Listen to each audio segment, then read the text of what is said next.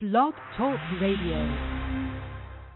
Life seems to crush your dreams, so find your balance for all you need. A little work, some family fun. Find your love, keep your life on the run. Told you how the story goes, so write your own script before you grow old. Live your life, laugh out loud. Own who you are, stand up proud. You gotta find what works for you. Find a balance that lets you be you.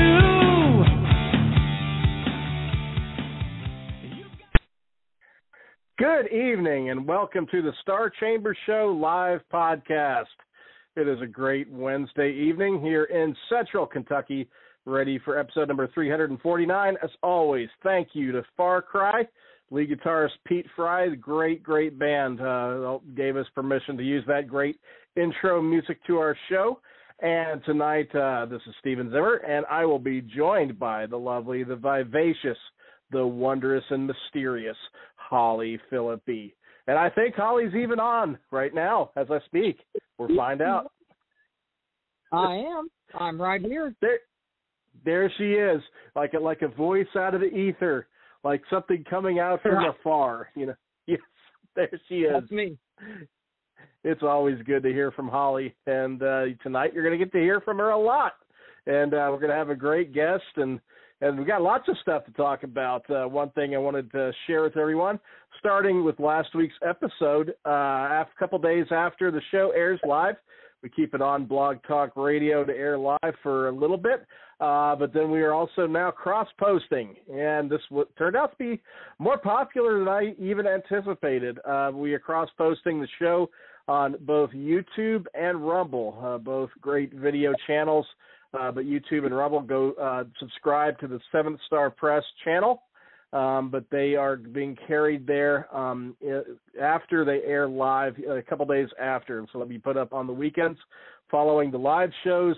And, surprised at the number, Holly, I was surprised at the number of people that messaged me that said, oh, I saw it in my feed, or I saw this in my algorithm, or, it showed up in my feed. I'm like, what, no kidding, wild. Really? Yeah, so yeah, we had a fair number of listens just in posting that first show with Pete Catania, which happened to be a great one. I mean, that was a fantastic conversation. Yeah.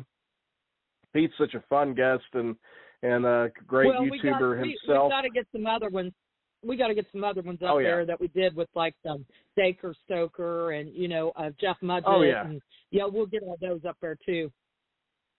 Yeah, we'll get some of the archived ones from toward the end of last year just to get a few extra ones up there. And all of them, of course, will say the original air dates on them, so you'll get to see when they aired. But you will be able to subscribe to those channels, whether you like Rumble or YouTube, but you'll be able to subscribe to both of those and keep up with us. So if you happen to miss a live show, it's an easy way to listen to it later.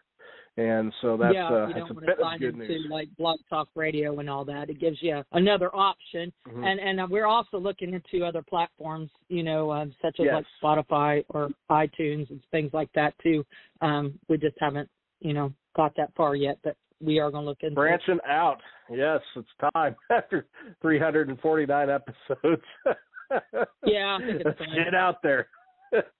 But no, it's great to have the live show, of course, and of course, being a call-in show, you never know what's going to happen. As we've had when we've had tornadoes during shows, we've had transformers blow during shows. We've had a lot of excitement,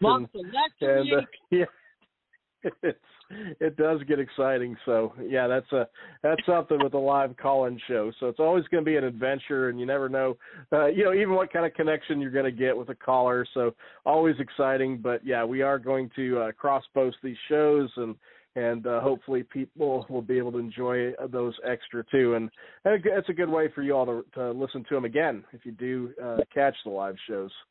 And we got the chat room is open, folks. Definitely reload your pages if you have any trouble logging in. A good group is forming already. I see tonight's guest, who I will announce just shortly. Then it looks like Diana Bazorek, Sandy Lender, Middlebeck Harrison. Holly's in there. So yeah, if you want a banner, I have not gotten my new headset yet. That'll have the mic cut off because evidently, even when I have the mic cut off, the clicks of my keys were coming through. So I'm not going to type. I'll do my best not to type unless absolutely necessary. But hopefully I'll be able to participate more in the chat room soon as I get yet another headset. I'm plagued on these headsets, but it at least works. Don't bang on your clicky keys. That's how you solve that. Don't bang on your keys. I type. Nobody hears me. They hear me pour my wine once in a while, but you know. Yes. Well, hey, that's a sound effect. We'll just consider that part of our sound effect budget, which we did use last week, by the way, Holly. That was a fun time. We got Pete with the air raid siren and the crowd cheer. Yeah. We actually made use of our soundboard for a change. About shocked everybody, I think. But that was a lot of fun. And, oh, geez. But, yeah, this last week has been great. All the way up to today. We had 2 major announcements today. But, yeah, just since the last show, we've had a slew of new people announced for Imaginarium. Of course, that is the convention that Star Chamber show is affiliated with, so we always bring you the convention news. But, yeah, we've got a great group. As far as panelists go, I'll go down the list of who we added since January the 4th. But we added E.E. Isherwood, Wendy Lenore, of course, the great Mick Williams. A lot of you know Mick. All added as panelists. We also welcomed Jenny Kiefer, who has a horror bookstore in Louisville, which is pretty exciting stuff.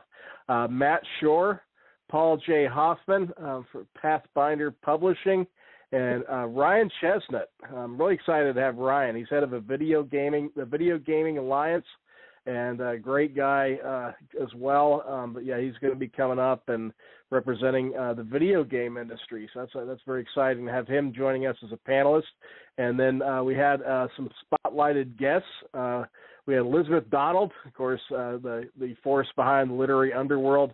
Always puts on great room parties at Imaginarium. Great writer and definitely a great writing instructor as well. She's got a long award-winning journalism career too. Welcomed her as a spotlighted guest. We also welcomed Donna Nolan Wilson as a spotlighted guest, and she's going to be very excited because she's has had a publicity promotion company for over 25 years that has dealt a lot with music and film and writing acts, but yeah, including some that you might know, like the Little River Band. And she's written for, she's a content writer and has written for publications like Spin Magazine and Yahoo and the Daily Banner and Backstage Pass, and really cool. And I'm looking forward to meeting Donna, but she is joining us at Imaginarium for the first time as spotlighted guest. Then here's a name you'll definitely know, the one, the only Michael Nost, Bram Stoker award-winning editor and author Michael Nost, whose Return of the Mothman novel was recently premiered toward the end of 2022. As a feature film, so a lot to celebrate there, and Michael's going to have a big year, I think, ahead, and he's going to be coming back for the 10th anniversary as a spotlighted guest. And then today we welcomed the awesome Tori Jones, and that comes on the filmmaking side of things. He's founder of Jonestown Films, based right here in our state of Kentucky. He's got 7 feature films under his belt as a director and producer. And streaming, yeah. And he is very successful at crowdfunding his movie projects.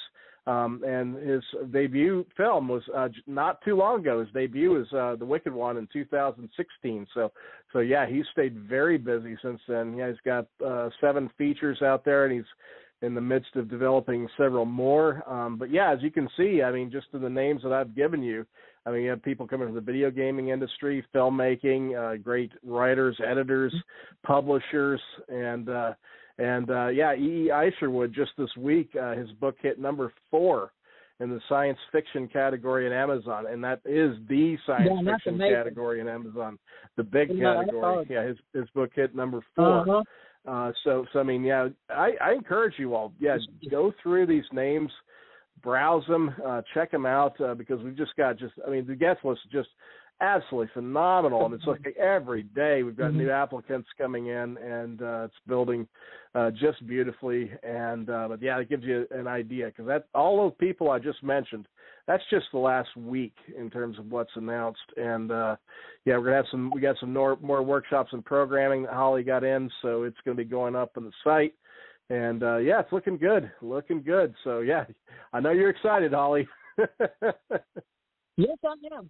I am very excited, and boy, I tell you, it comes quicker than what you think. I know, I tell you, the next few months are going to be busy for Holly. But yeah, I want to make sure this year is over the top. You know, it is our 10th anniversary, so we really got to ramp everything up and light those fires under people, and yeah, spread the word, everybody. We need more, people outside the box, not just authors and filmmakers, but, editors, film editors, book editors, publishers, actors, game designers. Send them our way. Artists, publicists, people that do everything. Publicists, literary agents. Those we need. Really bad. I'm getting ready to send out a few emails to a few literary agents and try to get more forward, because see if we can't get something arranged there and maybe get some pitch sessions or something going on. And I also want to get everybody's thoughts. Those of you in the chat room and are out there listening, you can shoot me a message or whatever. But do we want to do readings this year? I know we didn't do them last year. A lot of people ask me about them. I have readers ask me if authors are going to do readings, and I have authors asking me, are we going to do readings? And I thought it'd be something we could do in the evening, like for a panel. Possibility. Just a panel room, and just chill out and have some author readings. Well, I'll tell you what, I can tell you one thing: a Stephen Shrewsbury reading is entertainment for the masses. I mean, he gives a reading like no other. I mean, it is the craziest, funnest. And people that don't believe me, I've drugged them to Stephen Shrewsbury readings, and they walk out with their jaw open and their eyes big as saucers, and like, oh my God, what did I just experience?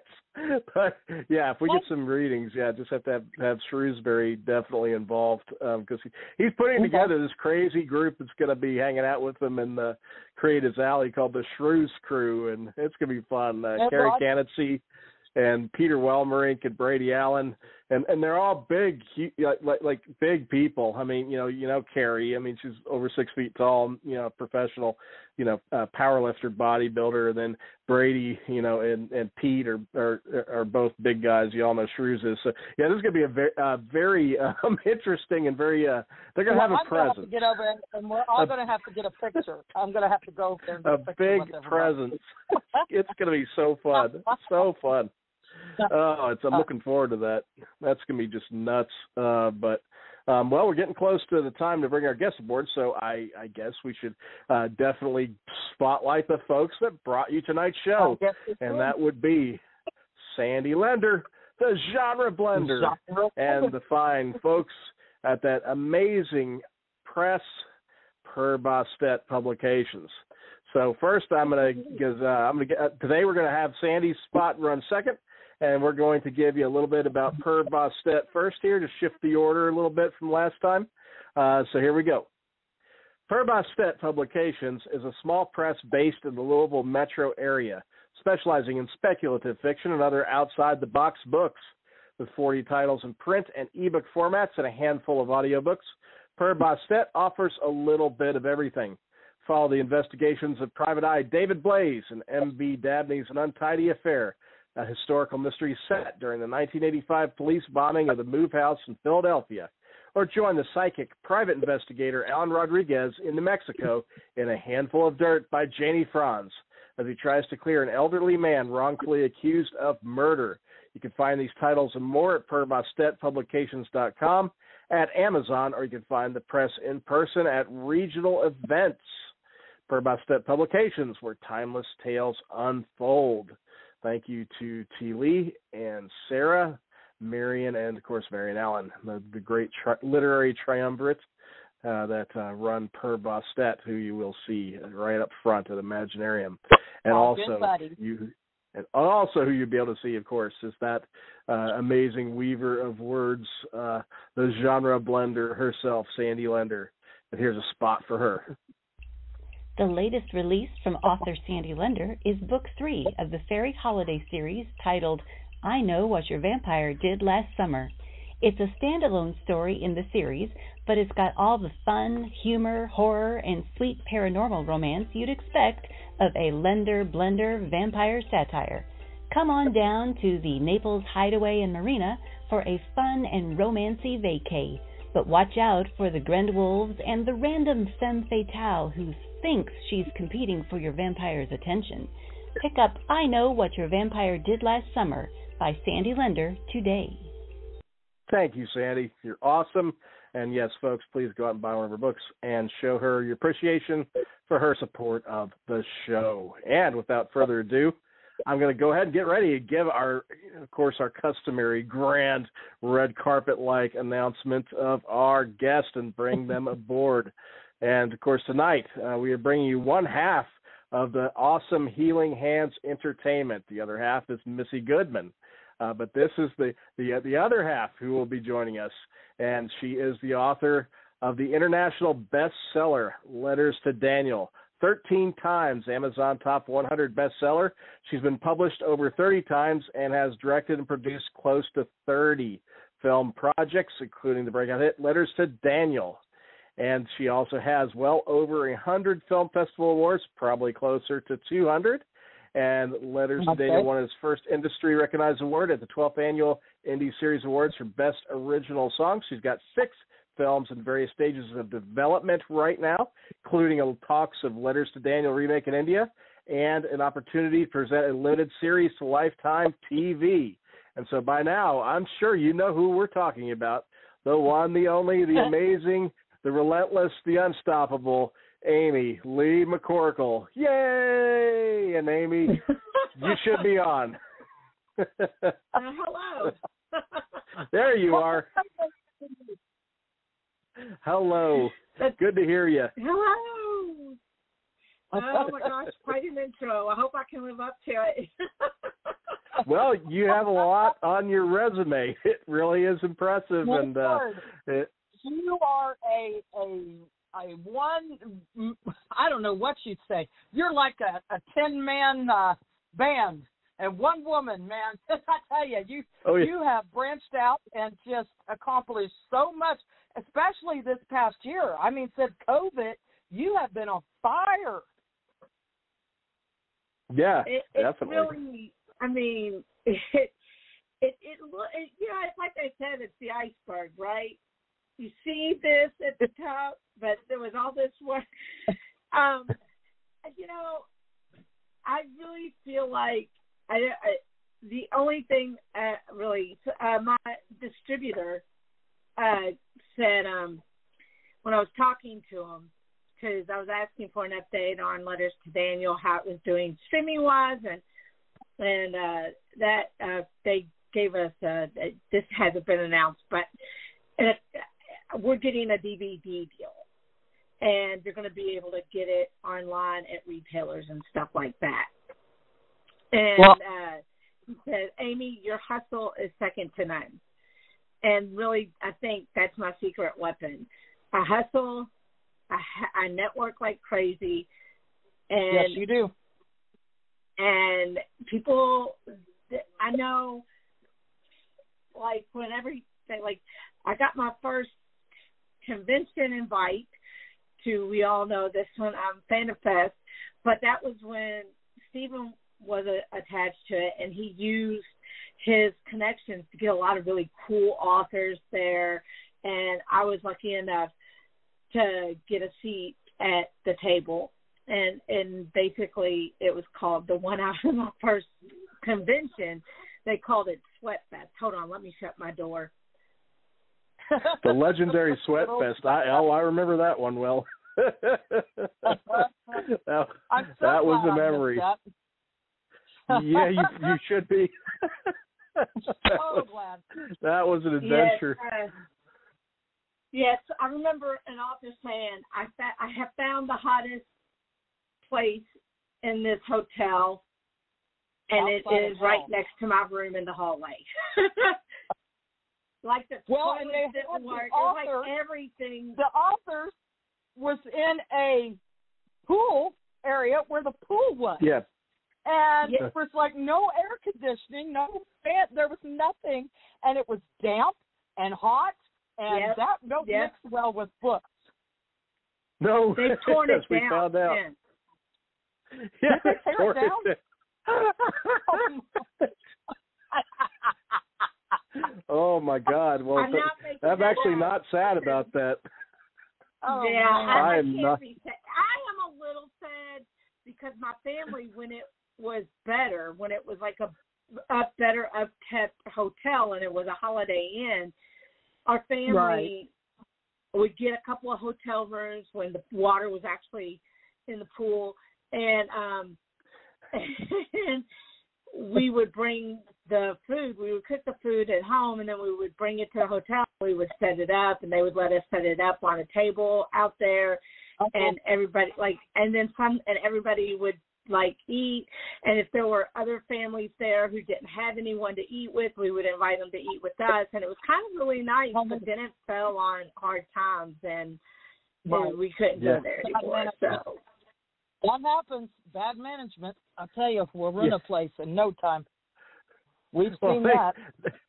Well, we begged them to drain that pool, but the hotel wouldn't drain it, and it was like a record hot day in Louisville, like midsummer. No air conditioning, no airflow, and they left that pool full during the event, and so it literally turned into a sauna, and I remember. I went out there. I only worked as a volunteer. I wasn't paid convention staff or anything like that. I was working just as a volunteer at the literary track. But I was like, oh my God, we've got it. So I was able to get approved that we could bring in some fans. I remember, and so we were scrambling just to set up giant fans just to get some kind of airflow going. And I swear, at the end of the day, I literally had to peel my volunteer shirt off of me. It was soaked. It was that bad. It was awful. And so so I remember the very first Imaginarium, and we were so happy just to be in a good hotel and be around, mutual friends and authors, and having a director of the festival who cared about the authors, did the superstars, right? Because you made the authors the superstars, and and it's still Imaginarium is just a lot of festivals did not make it through COVID, and Dell, before he became sick and passed. He goes, you don't understand. Half of these festivals that are around now aren't going to make it, and because they're going to lose so much. And and unfortunately, and I knew if he passed, AOF would probably go away because he was the force, and he was a force of nature. He was the force behind it, and and he loved all his creatives and guys. He really wanted you all out there, and he knew, when there was a certain in 2019 a certain thing happened, but I won't go into it because it's not kosher. We'll keep it upbeat. They said, "What is going on?" They said, "What is going on?" I said some people left. I didn't want to go into it because I didn't want because he really liked to support the filmmaker community, right? He cared about all his creators, and there were AOF was Imaginarium on steroids, okay? And I it just was, because it was like 15 different festivals in one, right? So when I say steroids, I mean massive steroids, because Imaginarium has grown. Wasn't it out in Las Vegas? It was Las Vegas, wasn't it? Yeah, it was out in Las Vegas. Yeah. It started out in Monrovia, California. That was the first year I went. And really, you know, there's certain people who made an impact. And like the first impact is like Indie Gathering and Imaginarium about the same time. Imaginarium gave me my first award for Anything Letters to Daniel. And then Imaginarium was the impact in that they were the first place to screen my little proof of concept documentary, and it got an award. It got its second award. And really, when I went to AOF, they were able, at least they had been around longer. That's all. That was the big difference between Imaginarium and AOF. They had been around just a little bit longer, and they were able to provide me a free marketplace. They didn't spoon feed me, but like the contacts were there. Like Cynthia Rock. I don't know if anybody knows who she is listening. I'm dating myself. No, great martial artist. Great martial artist. Yeah, I love Cynthia Rock. Yeah, she's amazing. Yeah, and Michelle Yeoh won the Golden Globe last night. So, and they were in a lot of movies together. I've seen that. I was so happy for her. And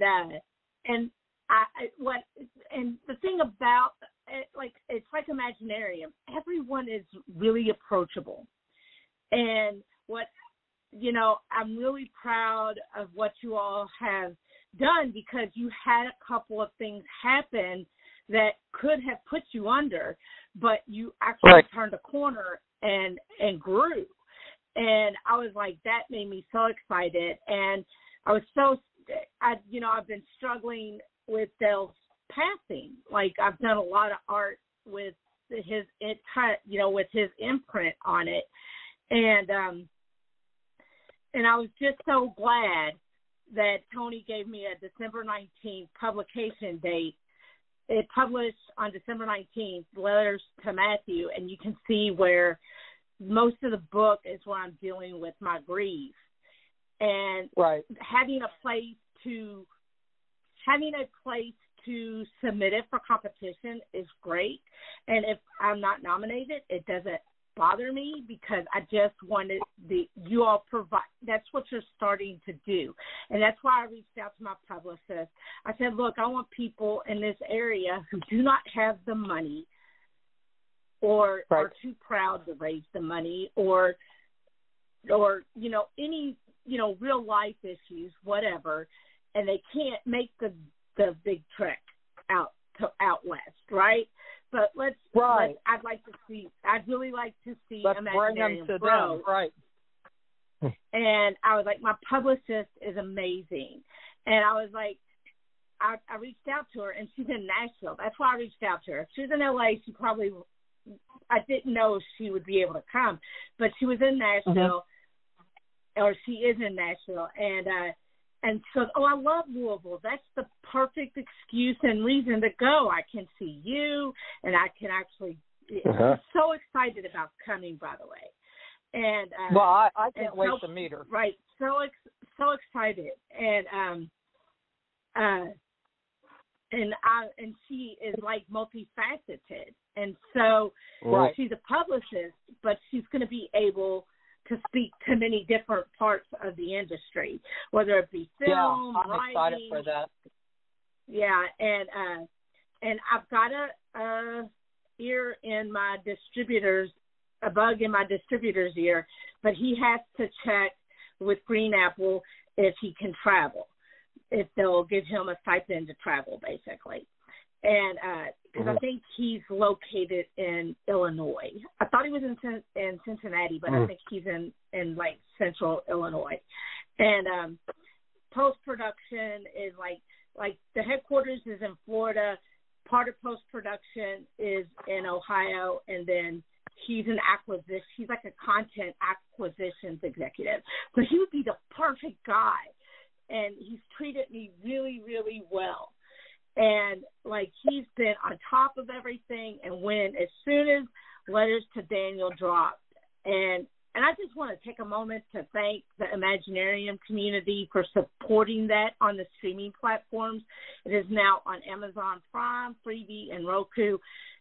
There was an order from Biblio, and there's some others, and they've submitted it to countless others, and there's great feedback on the artwork and the trailer they've been showing them.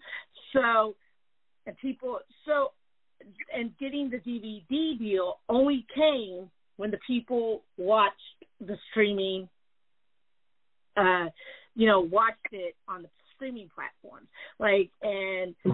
And they actually gave me, and then I think it's about 2 weeks now, I'll be going, they paid for a screening at Smod Castle Cinemas. For anyone who doesn't know, is Kevin Smith Theater in Atlantic Heights, New Jersey.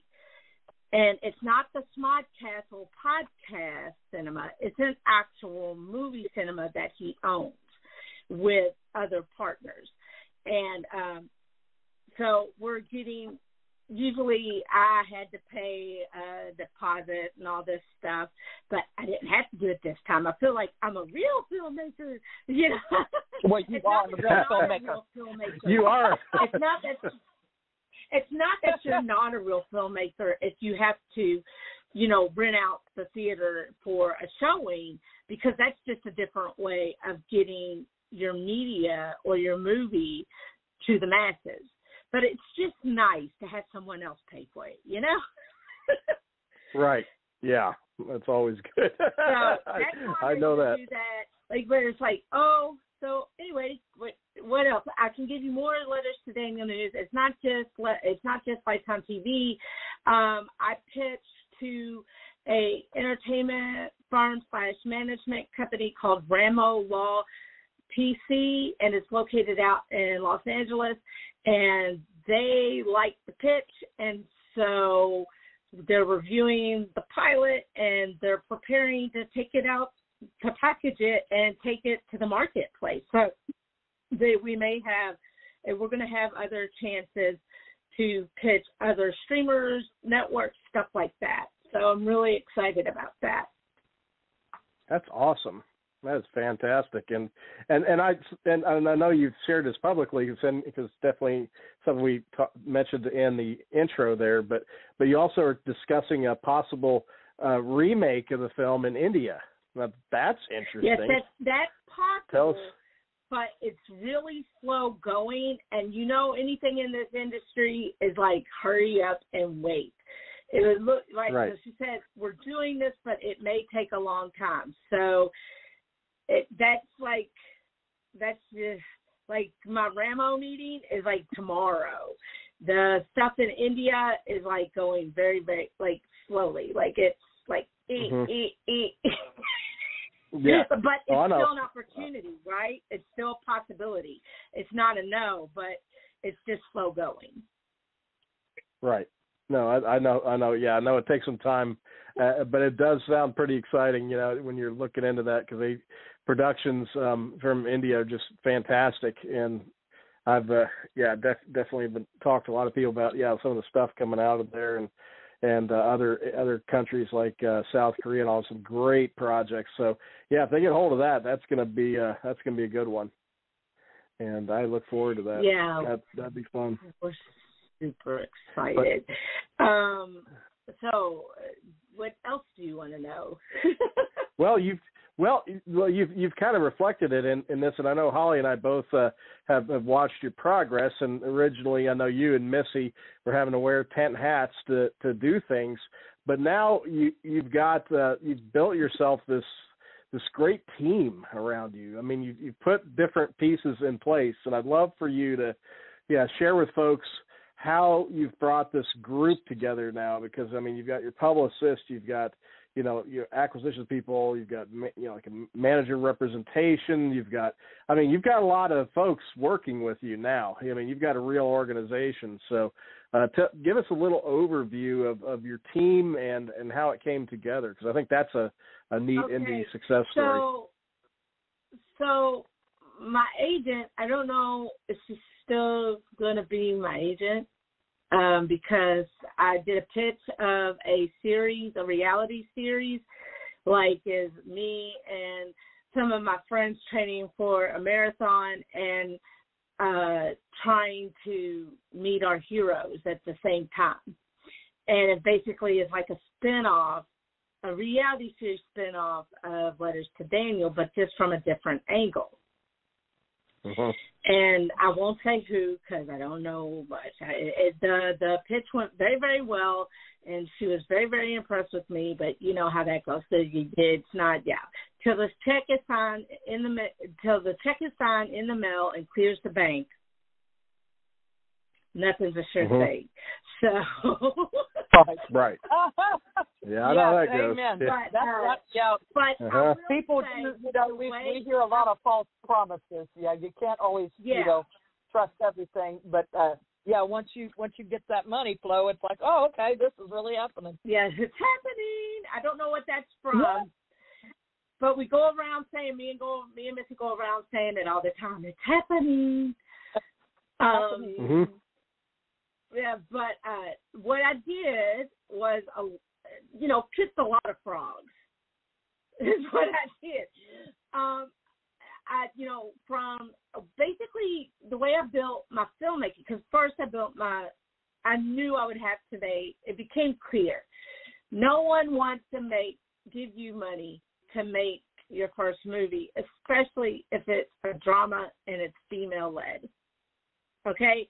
And the one thing, and then, of course, all this talk about, right now it's a really good time because not good in that mental health, we're having a global mental health crisis, but that my material tends to reflect those themes. So that's why I'm probably heating up. And like you said, over the last year or two, it's gotten really, really hot. It's because I'm writing something. I've been writing it the whole time, but now it's just when it's getting hot in the media. And the way I built my team was I started with my filmmaking team. I met Thomas at Imaginarium, and he is the one who gave me access to Megan, who played me, and Jenny, who played Missy, who were just outstanding. I discovered Indie Gathering right around the time Imaginarium started. Like, my first Indie Gathering happened, like, literally just like a month before my first Imaginarium, like the first Imaginarium. So I just, right there, I wouldn't say I discovered him, but Brandon, who played the romantic interest to Missy and a friend of both of us in the movie, and he's been in he's been in 3 of our movies right now, at this point. And he has now, I met him at Indie Gathering in 2016. I met my composer at Indie Gathering in 2016. I met Doug at Imaginarium in 2016. I met Mark Manis, my amazing cinematographer, at AOF in 2016. Same place I met Clint was at AOF in 2016.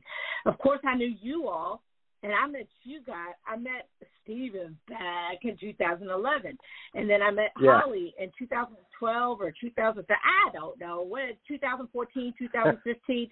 It feels like I've known you as long as I've known Steven. Yeah. Okay. 2016. And so, yeah. And then I met Thomas in 2016 at Imaginarium. And I said, hey, you've got to get out to these other places, and then you can come back here and we can, tell them what we know about this place. And so, because whenever we would go, we would say, hey, there's this great small undiscovered film festival and writing convention. It was undiscovered at that time, I feel like, in 2016. I feel like you all really gained ground from 2019 to now. But you were like this gem, this undiscovered gem. And we would say, hey, there's this really cool convention festival that's undiscovered just yet. I think it's just a matter of time before it gets really big. And if that's what you want. and so people, we would recommend it. And it's funny, we started seeing movies that we would see play AOF playing at Imaginarium. And then, or at Indie Gathering, or at any other festival. Like, so you pick where you're loved, basically, and where you can learn. Mm-hmm. And I basically put my team together from Indie Gathering, AOF, and Imaginarium. And so that's where I got my filmmaking team. And then, when you want to do something, you just got to decide to do it, whether it's for $100, $6,000, $100,000. You've just got to make your mind up to do it. And I swear, once we said we're doing it at this time, everything with Letters to Daniel just like boom, boom, boom, fell into place for us. And it's not that it wasn't hard work, but it became like the realization of a dream. And then right when we were getting ready to take it out on the circuit, COVID hit. And I was like, but at the same time, we found our first professional piece, my distributor, Green Apple, was at Branson, was a festival that I submitted Letters to Daniel to, and everybody got nominated at that festival. Like, we were nominated for Best Feature, Best Lead Actress, Best Supporting Actress, Best Supporting Actor, and Best Cinematography and Best Score, right? So we were nominated in all these categories. I said, we had to go out there, And Mark came, and Anna Maria, she was nominated.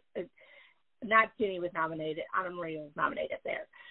But there was going to be a distributor there, and it was Green Apple. And the person I talked to was Joshua Carpenter at that time. And friends of mine from AOF flew in to support me.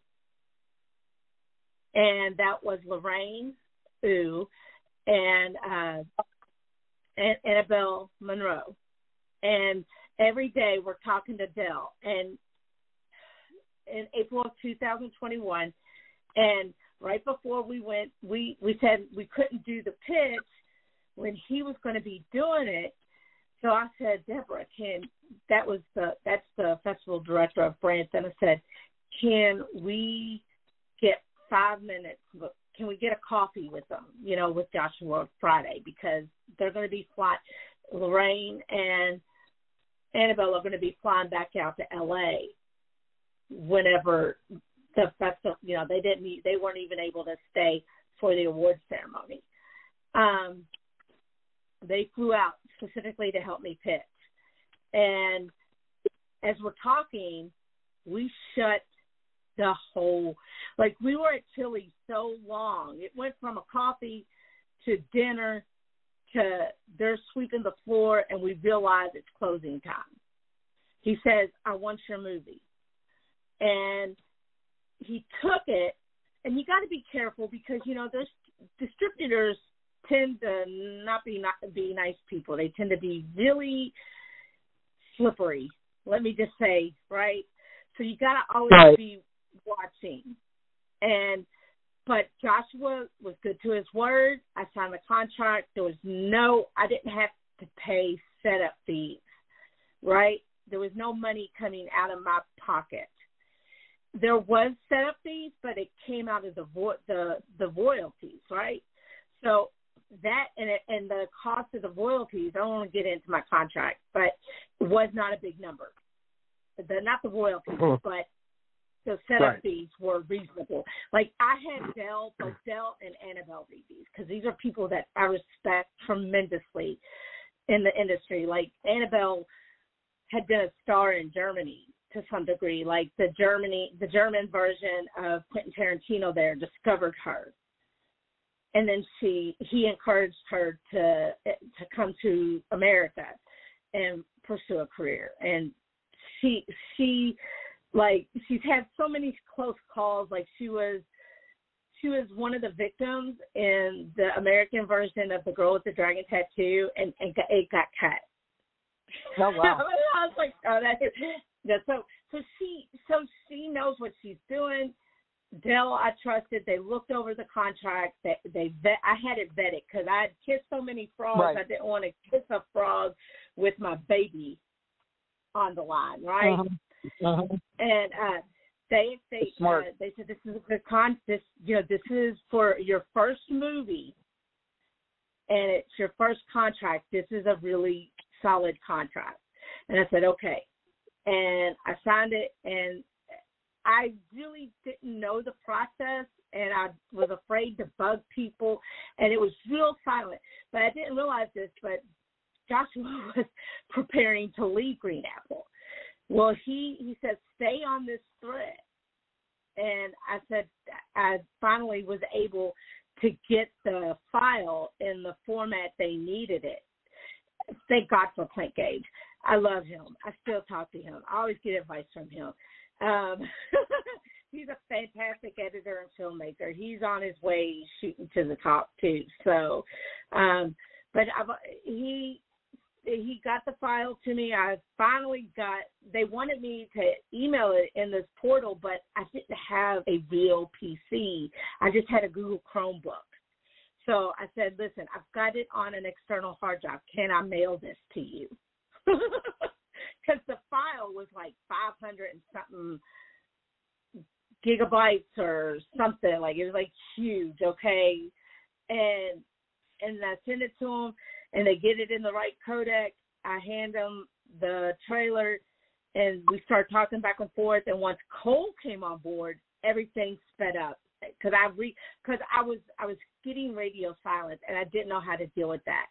And actually, you had someone who was at Imaginarium last year, and I said, what should I do? And she said, listen, you either need to look over your contract again and get out of it, or say, I understand, and says, I want to know what my release date is, or give me my rights back. And so I kindly worded letter, and they responded. Fortunately, they responded positively. I didn't write them and say, yeah, give me my movie back. But, there's a way to ask or be firm and be polite. Right. Yeah, it's business. That's your baby. You have a right to inquire.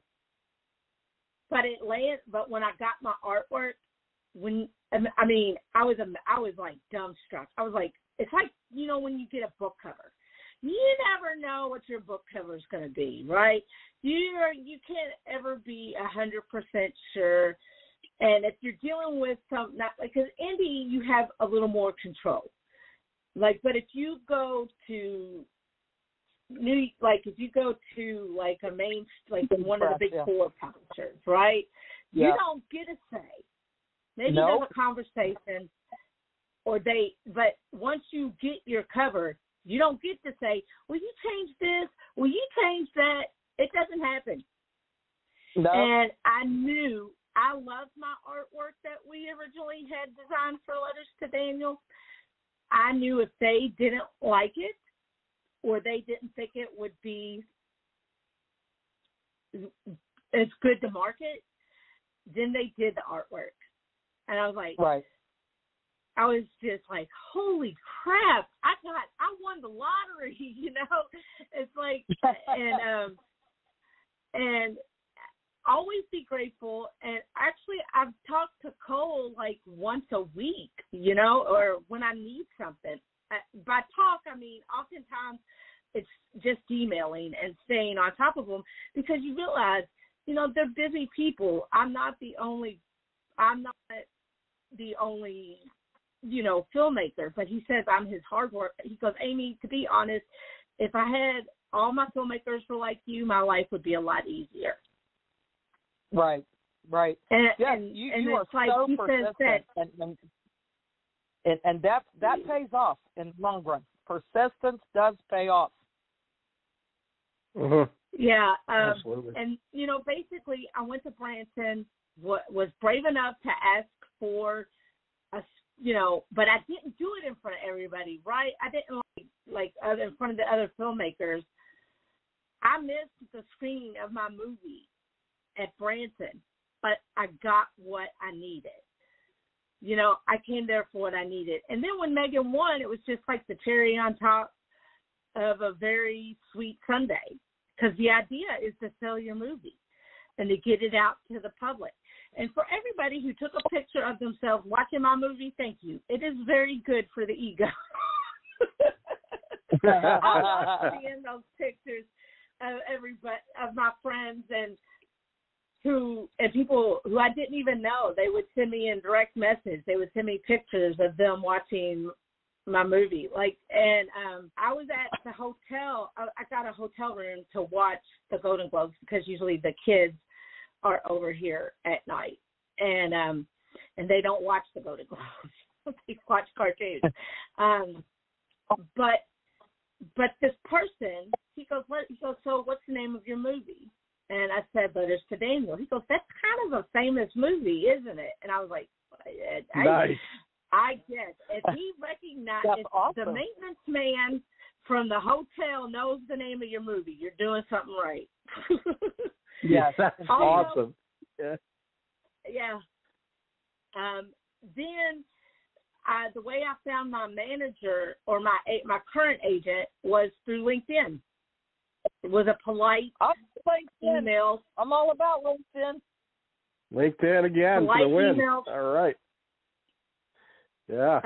LinkedIn. It's a polite email through LinkedIn, and we set up a time to talk, and we connected, and she liked my Letters to Daniel movie, and what she said, send me your best script. I sent Songbird, and that's won a couple of competitions, because I've had several people tell me, as far as writing goes, Songbird is my best feature. And so I sent her that one, and she said, oh my gosh, you didn't prepare me. I cried when I was reading this script. And anyway, she tried to get it out there, but then she told me to take over, because she had basically exhausted her. And so what I'm going to recommend is that when you have agents, usually come to you when you start taking off. And another social media network that I've utilized is Stage 32. They have pitch meetings available with literary managers, producers, with major, like with HBO, with Paramount Plus, with, like, you name it, and they've got that thing. And they've got something called the Writing Room, which is $39 a month. I know actually you pay for Stage 32, you get into the Writer's Room, and it's called Open Writing Assignments. And then, like, it's like we're major and independent studios, like major independent studios, not like independent like me, where I paid $6,000 to make my movie. People would like it when I tell them I paid $6,000 to make my movie. Thanks to everyone who donated to the crowdfunding of that film, by the way. Without the support of my Imaginarium family, my AOF family, my Indie Gathering family, some of my ICFF family, that movie would have never got made. And here's another. I found my executive producer for Letters to Daniel.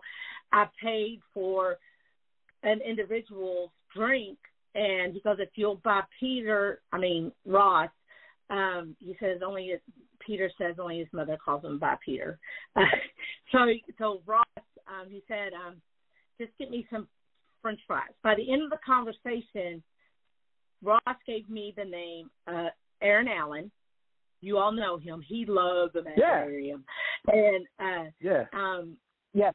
And I love him for coming on board. And he was pretty new to the game, and sometimes he would not do kosher things, but it wouldn't be out of malice. So it was just like a learning experience for for all of us involved. And but Aaron is amazing. He was as active on the fundraising part as I was, and Missy was. And we managed to raise about $2,000 that way, and then the rest of it was split between me and Missy coming out of our pockets. And that's like we went to Indie Gathering, and that's how we found our executive producer. So, but now he's coming to Imaginarium, and he's it's that networking process. And that's like, if you, like, I know some people say, I want to be discovered. I want to sit at the soda fountain shop and be discovered. Excuse my French, that's not how it fucking works anymore. It's like the Wild Wild West. Okay? That's true. And right now. That's and true. if you want to make something, write a book, make a movie, whatever, you don't need someone's permission. Right? Now, you may need money, but there's always the thing about indie. I said my talent was making chicken salad out of chicken, you know what? Mm-hmm. Chicken shit. You know, like if you're on, like, you know, there's always going to be something go wrong on an independent film set. Always. I had 7 actors, calls, no show. You have to have plan B, C, D, and E. Yeah. And sometimes EFG. Yes, amen. But you all were amazing. I thought it was so genius, Holly, how you showed up with old Imaginarium badges. And everybody in the scene, that is all Holly's doing. She brought the badges. I dug them all up, and they were 2014. I dug and found 2014 badges with lanyards and T-shirts. I even found 2014 T-shirts. Yeah, and so there was Steven at the end of the movie, and when we see Holly at the end of the movie. Yeah, you see me a couple times. And we see Holly, we see Steven and Tony at the end. Yep. And the only reason Tony wasn't in it, one of his scene that we shot wasn't in it, was because we shot at too low a sound and we couldn't recover it. The sound was shot too low. I'm not going to talk about that because I was lucky to have any sound people at all, because, you know, sound people cost. Good sound people cost. Like, right? So, I know a guy. I know a guy. He's in Tennessee. He helped. He helped with one of your films, the one we did when you were in Florida. You know, that we done up here. And that was fun. Brian Michaud. Yep. I'm going to give him a shout Brian out. Michaud. Phenomenal sound guy. I was at AOS with him one year, and he volunteered for them. So they saved, because like they didn't have any volunteers show up, and so Brian and Ryan Lane helped run movie theaters and stuff like that, and so Dell gave them free tickets to the dinner. and the dinner at you get like an alcohol drink and tickets for alcoholic beverage. You had tea. The meals were always amazing, except once when there was a last minute thing and it was like, oh, there was chicken feed on the plate, and I was like, oh, it was like authentic Chinese food. And I was like, oh, boy, I'm going to have to eat something else after this. But it's funny. Yeah, Brian Michaud, I know. I met him through Thomas. We sat at the same table at the award ceremony. And Thomas gave the greatest speech that night because he won the Rising Phoenix Award. I can't say enough for your discovery of Thomas. He's like one of, like when I say people who gives me great feedback and stuff like that,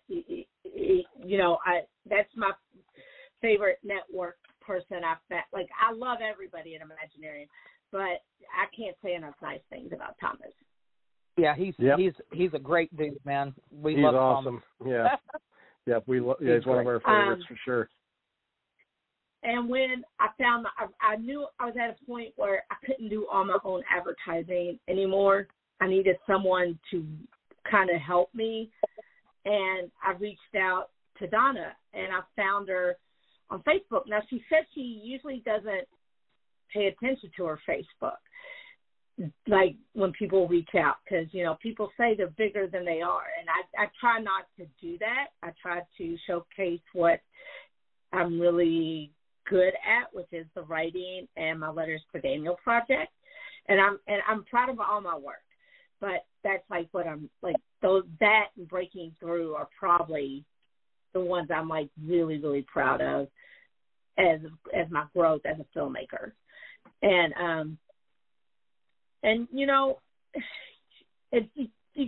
that's how I found my publicist. And Gannett Management specializes in representing people with disabilities, all types of disabilities, whether it's physical, whether it's and you see it like traditional, like if, a missing limb or something like that, or if they're in a wheelchair, but they also represent people with disabilities who may have physical and visible illnesses, and then like people like me who have bipolar disorder. So they were online. I saw a friend heard, I'm totally blanking out. Well, anyway, I saw her they announced that they had acquired her as a client, and I went to the site and I filled out the form, and they were impressed with my background, so they took me on as a client. So it's Gannett Management, and and Donna Nolan Wilson, because she just was announced at Imaginarium, and Cole Ones, and all of these people, these individuals and groups. And of course there's Missy, who's always been there, who's also a fantastic writer, filmmaker. She's usually producing all my wild, crazy ideas, but we're working on a project called You're the Reason, and we want to film that this year. So, because she wants to direct, she goes, and I was like, hey, do you want to solo direct? Because when we were on the set of Letters to Daniel, God bless her, I was very easy to collaborate with, except when dealing with Missy. And unfortunately, I think that's the bipolar disorder. I was under a great deal of stress. And I'm not proud of how I was all the time, but it wasn't visible to most of the cast and crew. But we were really stressed out on the last day, and her cousin was one of our sound people, and he said he saw us over there, and he could definitely tell it was not a pleasant conversation we were having. But Missy said, take the solo direction, because she goes, Amy, really, she goes, this is our story. We both worked on this film, but I said, well, then you get top billing as producer. because without you being here, I could, because you saw me on a day without her. And that was the only, like, her boss gave her every day off we needed except that one. I was like, I need you there. And I had to do it. And then, of course, we walked out that day. I wish we hadn't been locked out and I'd been able to get my Aunt Debbie on camera because, she's not with us anymore. And I would just have loved to have her. I would have loved to have her on there because she did get to see the movie. She did get to see the finished movie, and she was proud of me. And she says, nice. Amy, everything you ever wanted is going to happen for you. And, you're like, Aunt Debbie and my Aunt Rosie were two of my biggest champions in my family. And I lost them within a matter of months when the first wave of COVID came through. Oh, so, man. And so, like, whenever, you talk about long COVID, you do what you need to take care of yourself. And so, if you need to take it easy, I understood when the show had to be postponed, I didn't know if it was the flu or what was at work. And so I was like, well, let's hope they feel better next week because it sucks to be sick no matter what it is. Mm-hmm. That's true. Uh-huh. Yeah. Well, I have a question, though, and I'm sure a lot of people are wondering. What made you start into film? I mean, has film always been a passion of yours, or was it novel writing first? Yeah.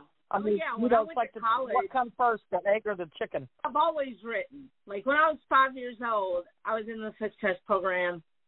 I've always loved movies and television. And when I always wrote, and I always knew I was going to be a writer, whether it was an author or whatever.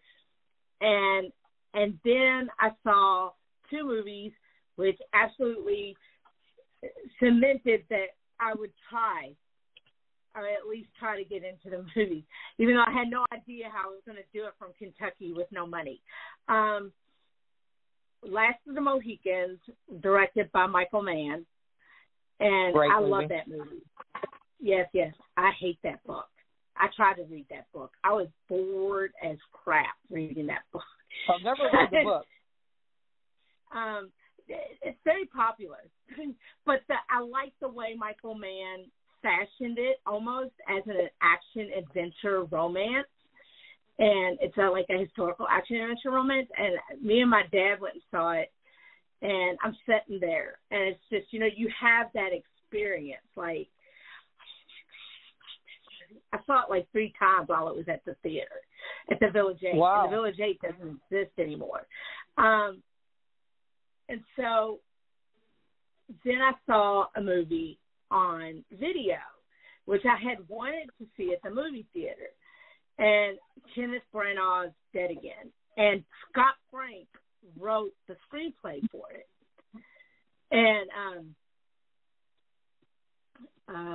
And he says, well, I feel cold about that movie.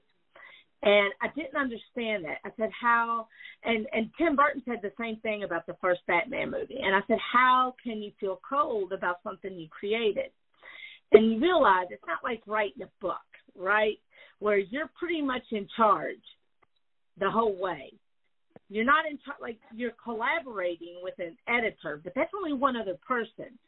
Like when you get into hot studio films, like a lot of fingers get in that pie. And I didn't understand until I made my movie, my documentary, Black Gold, The Trail of a Standing Rock. That was a traumatic experience.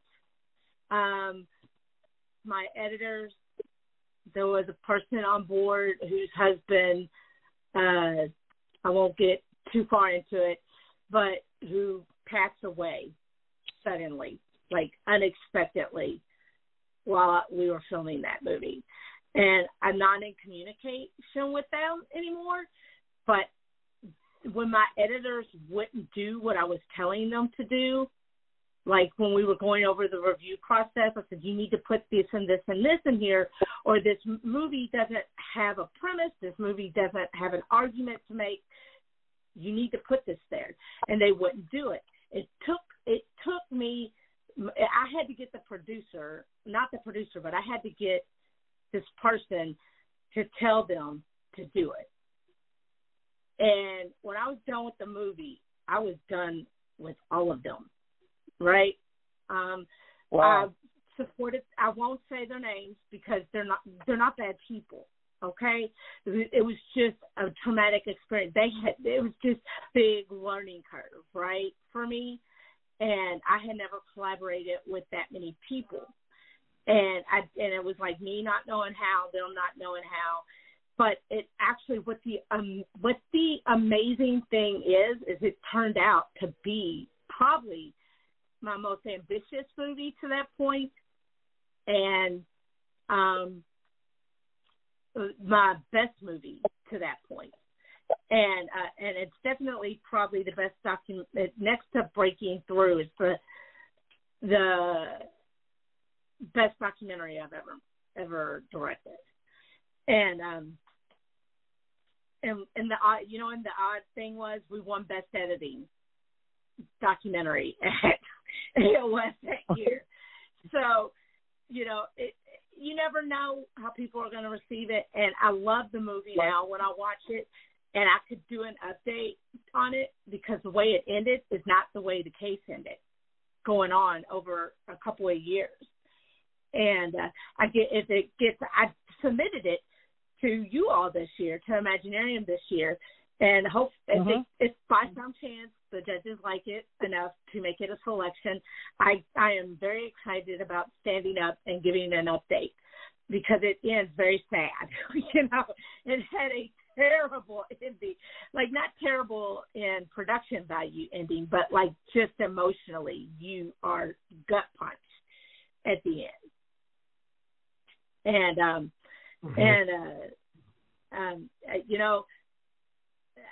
I just feel like you all were, Stephen, you all were very early supporters. You're among the first supporters to give me a seat at the convention/festival table, and you have to have those early supporters.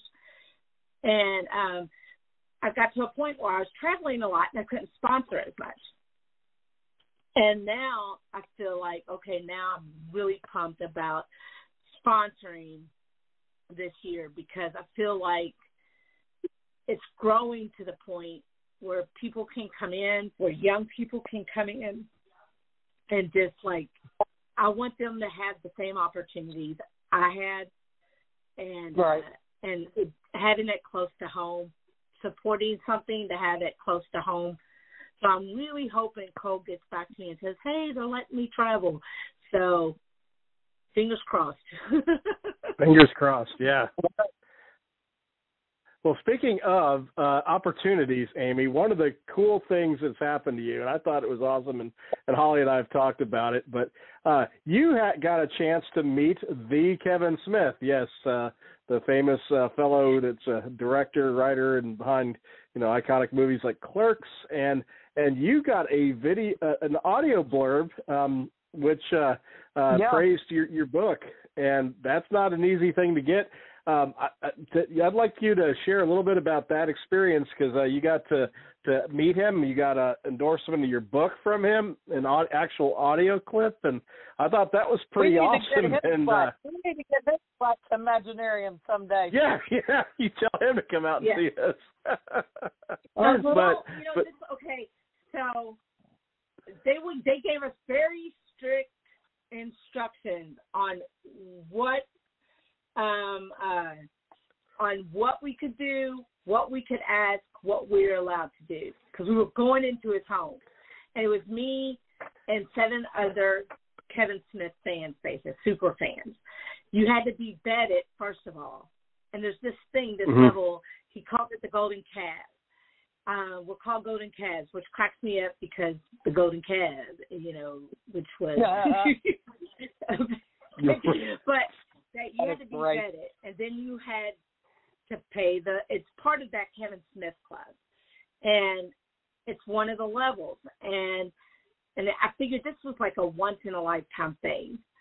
And first of all, you have to be chosen, and then second of all, you have to pay the level of the fee. And I'm not going to say how much it was, because the fact that I was able to raise it in a week, I'm still paying back people. But thankfully, I was able to do it because I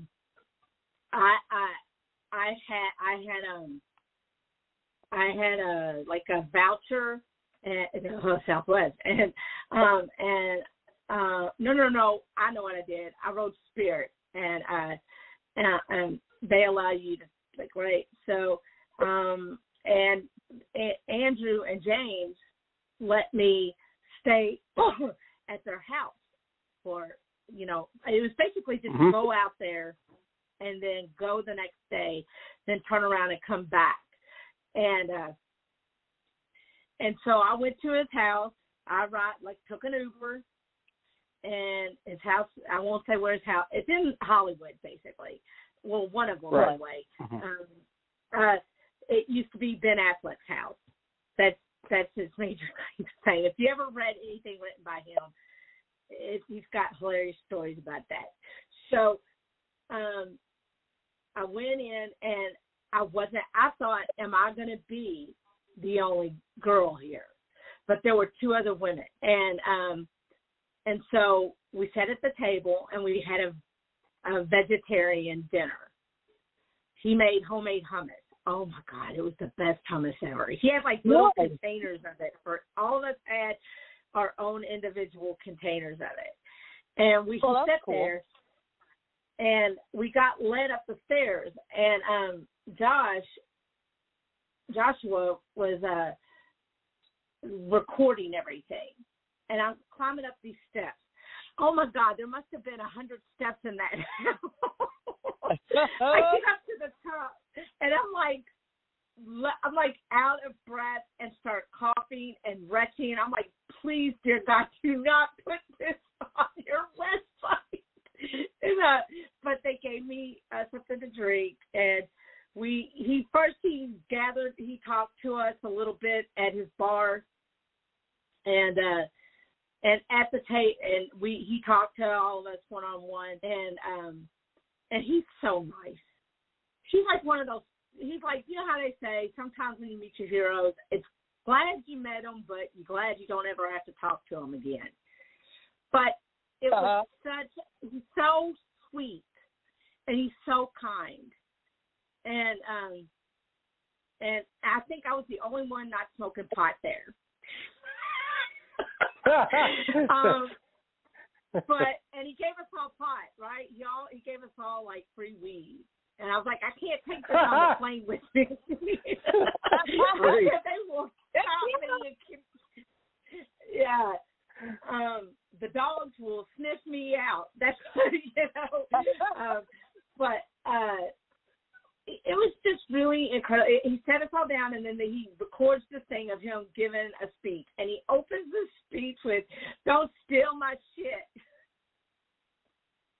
And then he just goes on. We go around the room, and we introduce ourselves, and then we sat down and had dinner, and then he took us each one by one into his office, and we did a podcast.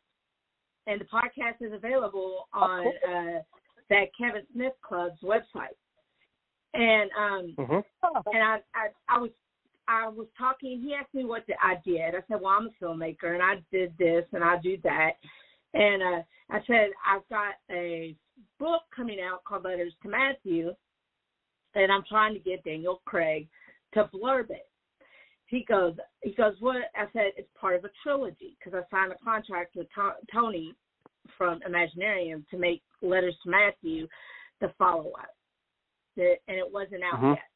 And, of course, I told him about and he said, what's the third book? And literally, I mean, I hated saying this because it sounded like I was just kissing up to him. I said, it's called Letters to Kevin. And he goes, Kevin Costner? I said, no, Kevin Smith.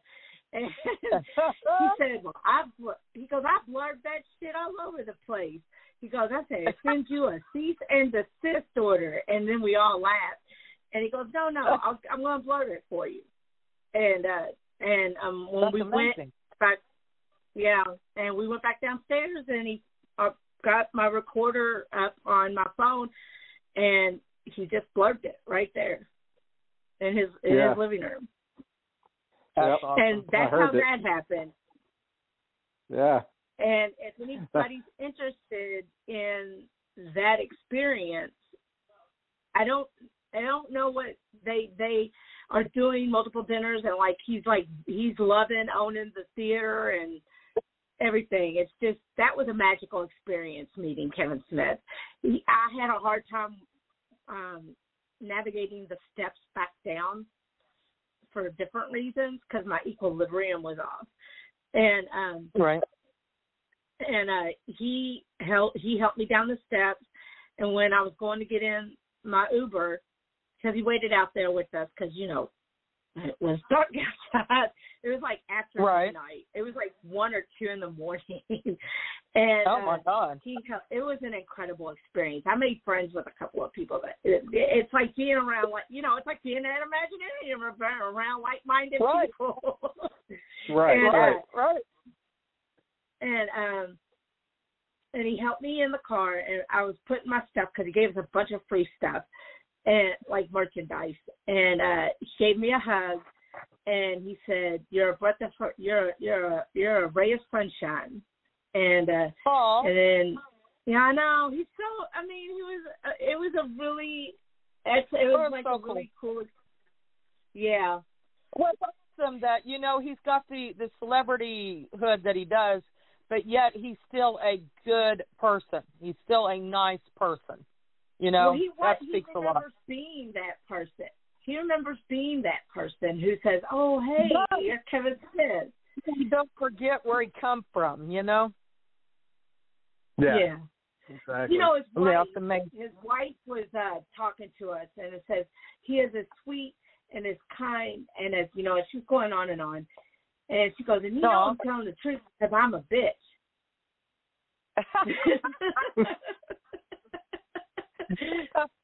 Oh my.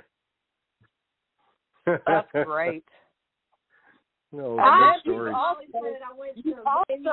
put a book in Daniel Craig's hand, correct? Daniel Craig does have a copy of your book. Yeah, I actually went to New York City, Manhattan Theater District. I went to see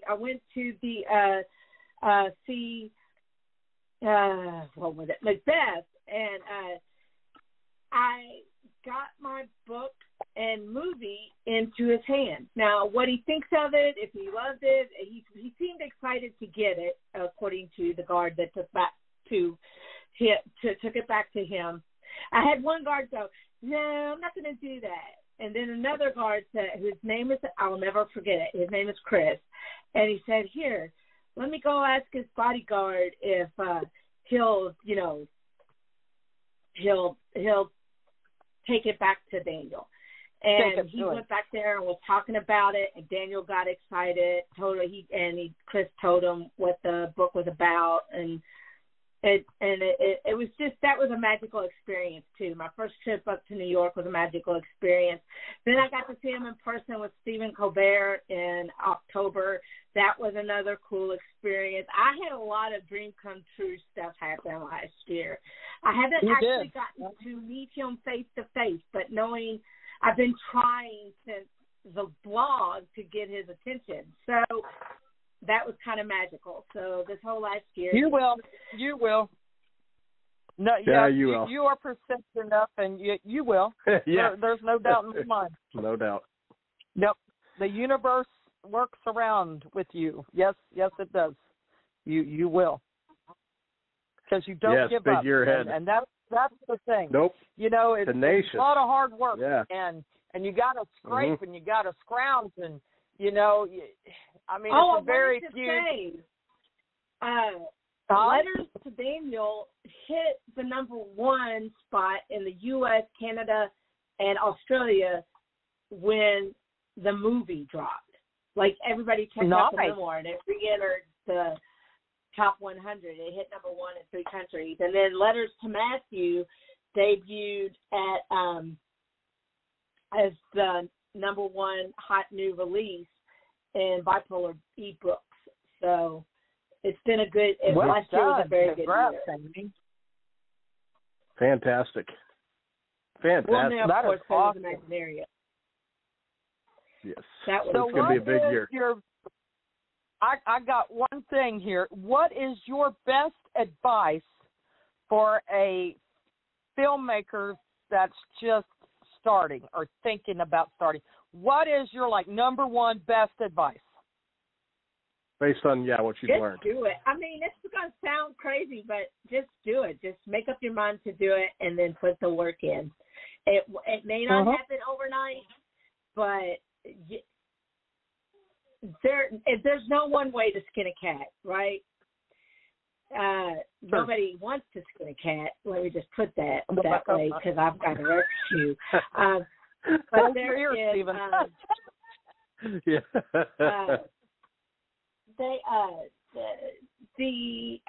there's no one way to break in, and and here's another thing: change the way you look at success.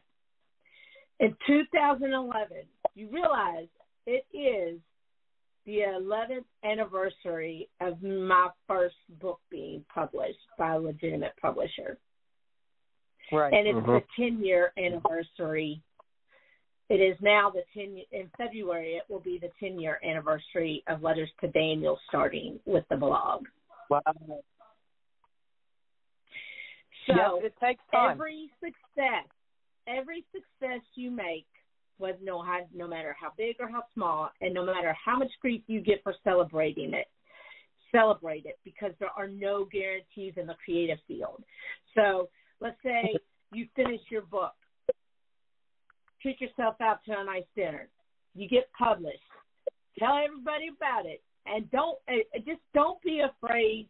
Dale said, don't be afraid to be proud of yourself, because because it's hard. What you do, even though it's fun